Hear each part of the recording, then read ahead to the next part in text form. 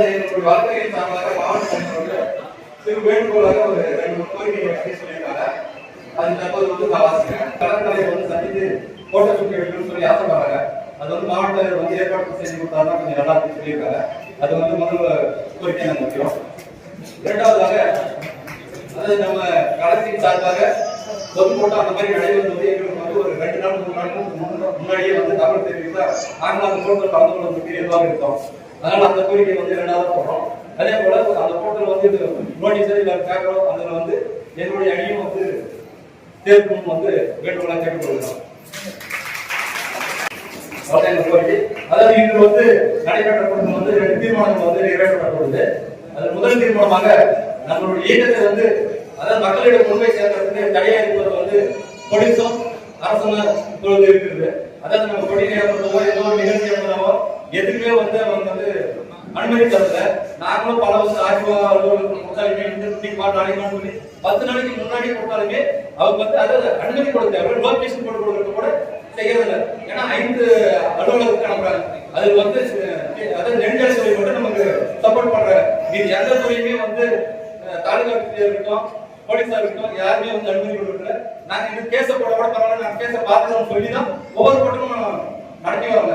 அவ்வாறு இருக்கிறதுக்கு நாங்க எல்லாம் வழக்கறிஞர்கள் சேர்ந்து அதாவது மனு கலெக்டர்கிட்டையும் எஸ்பிகிட்டையும் அனுமதி கொடுக்கணும். தருமபுரி மாவட்டத்தில் இருக்கிற அனைத்து எம்எல்ஏ தொகுதியில் இருக்கிற கிராம மற்றும் பேரூராட்சி நகர்ப்புறங்கள் எங்களுடைய கொடி நடத்தணும். அதே மாதிரி எங்களுடைய இயக்கத்தை மக்களோட போய் சேர்றதுக்கு நிறைய நிகழ்ச்சிகளை ஏற்பாடு பண்ணணும். அதெல்லாம் அனுமதி கொடுக்கணும் ஃபர்ஸ்ட் தீர்மானமா நிறைவேற்றிருக்கோம். இரண்டாவதாக நம்மளுடைய இயக்கம் தற்போது அந்த வாக்காளர் சேர்க்கை எல்லா பகுதியிலும் செய்ய சொல்லியிருக்காங்க. அது வைக்கணும் மட்டும் இல்லாம நம்ம இயக்கத்தில் இருக்கிறவங்க தொண்டரணி அவங்க எல்லாமே ஒரு முகாம் மாதிரி போட்டு இருக்கிற வாக்காளர்களை முதல்ல சேர்த்து நம்ம இயக்கத்தை வலுப்படுத்தணும் இரண்டாவது தீர்மானமாக கேட்டுக்கொள்ளப்படுகிறது. அதே போல இன்னும் இருக்கு விழாவை ஏற்பாடு செய்து மாவட்ட வழக்கறிஞரணி தலைவர்கள் வேளாளர்கள் மற்றும் தருமபுரி மாவட்டத்தில் உள்ள 5 சட்டமன்ற தொகுதி வழக்கறிஞர்களை மாவட்ட வெற்றி கழகத்தின் சார்பாக அவர்களுக்கு பாராட்டை தெரிவித்துக் கொண்டு அதே போல கோரிக்கையும் நிறைவேற்றி தர வேண்டும் தரப்படும் என்று தெரிவித்துக் கொள்கிறேன். இன்றைக்கு பாப்பரேட்டி சட்டமன்ற தொகுதி பொங்குடி மற்றும் பல ஊர்களிலிருந்து நம் வெற்றி கழகத்தில் இருந்த உங்கள் அனைவரையும் நமது வெற்றி கழகத்தின் சார்பாக வருக வருக என்று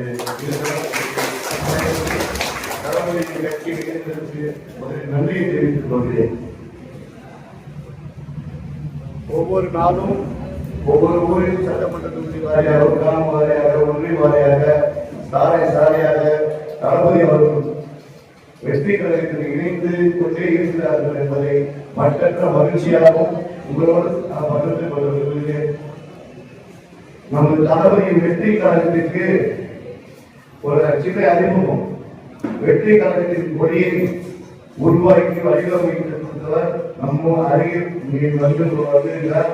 அவருக்கு உரிய ஒரு மரியாதை செய்ய வேண்டும் என்று முன்னாடி அறிமுகம் செய்ய ஆசைப்படுகிறேன்.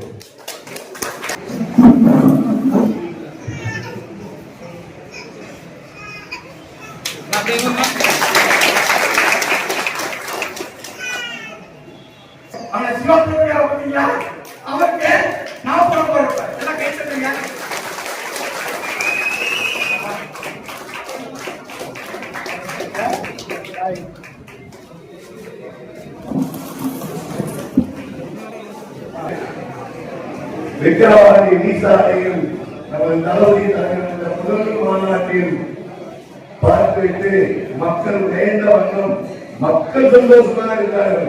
ஆனால் மற்ற கட்சிகளை யாரும் தூவ மாட்டாங்க. என்ன கட்சி இருக்கிறீங்க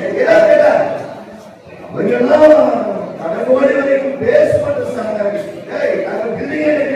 பாருங்க கூட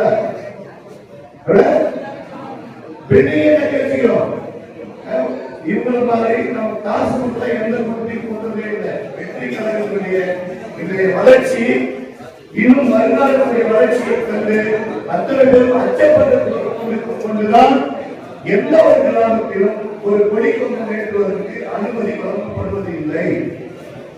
காவல்துறை கேட்டால் ஆர்டிஓ போகிறார், ஆர்டிஓ போன காவல்துறை போகும். அப்ப எங்கெல்லாம் போறது? ஒரு கொடி ஏற்றி காவலர் போட்டா அடுத்த நிமிஷம் வந்து நிக்கிறாங்க காவல்துறை. என்ன பயிர் இவ்வளவு பாதுகாப்பு நாங்க என்ன பண்றோம்? எதுவுமே நம்ம பண்றோம், நம்ம பாதுகாக்கிறோம். இப்போ வழக்கறிஞர் தீர்மானத்தை நாம் வரவேற்று நாளை அவர்கள் மனுவை கொடுக்கட்டும்.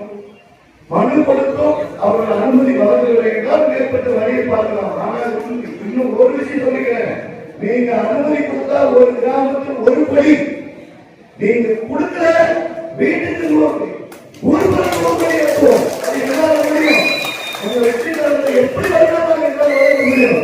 ஆனால் பொதுவாக எந்த கட்சியாக இருந்தாலும் ஆர்வ கட்சியாக இருந்தாலும் அதிகாரிகள் நீங்கள் நியாயமான முறை நடத்த வேண்டும் தான் மீண்டும் மீண்டும் கேள்வி. நீங்கள் ஆட்சி அதிகாரம், ஆட்சியில் பேச்சு கேட்காவிட்டார். நீங்க அதிகாரிகள், நீங்க தான் நின்று யாருக்கு இந்த நாளைக்கு ஆண்டாளை பற்றி ஒரு கிராமத்துல ஏற்றவன் 100 பேர் இருக்கலாம், ஏற்றக்கூடாது 100 பேர் இருக்கலாம். அப்ப ஏன் அனுமதி வைக்கிறது ஏற்றிருக்கேன் 100 பேர் வைக்கிறேன். அப்ப நீங்க அனுமதி கொடுக்கணும்ல.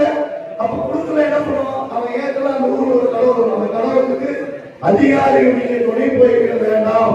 நாங்கள் வெற்றி கழகம் அழகான மென்மையான ஒரு கட்சி வந்து நாங்கள் மென்மையா மக்களுக்கு நடத்த வேண்டும் என்று தளபதி கூறியிருக்கிறார்.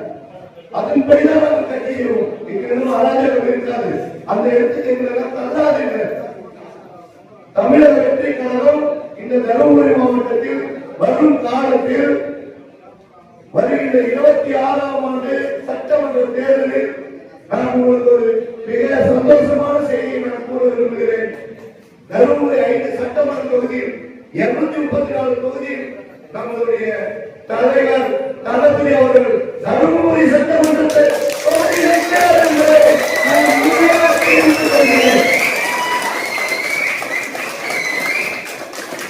அவர் என்ன சொன்னார்? தளபதி உள்ளது என் தளபதி இந்த தொகுதியில் நிக்க வச்சு இந்த மாவட்டத்துக்கு பல்வேறு வளர்ச்சிகளை செய்ய வேண்டும் என்று இந்த மண்ணில்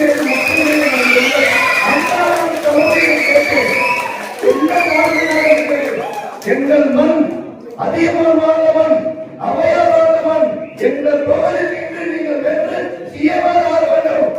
அப்படி இல்லை. ஆமாம், உங்க அனுமதி வராது. அவர் சொல்லி 10 நாள் ஆச்சு. ஆனால் இன்றைக்கு தான் அறிவிப்பு கொடுக்கிறேன். ஏன்னா இந்த தருணத்துக்காக நான் காத்திருக்கேன். அன்பார்ந்த பத்திரிகை நண்பர்களும் ஊடக நண்பர்களும் இதை மகிழ்ச்சியாக நீங்கள் அறிவிக்க வேண்டும் என்று அன்போடு கேட்டுக்கொண்டு இந்த விழாவுக்கு வந்திருந்த அனைவரையும் வருக வருக என்று அத்தனை பேருக்கும் நன்றி தெரிவித்துக் கொண்டு விடைபெறுகிறேன்.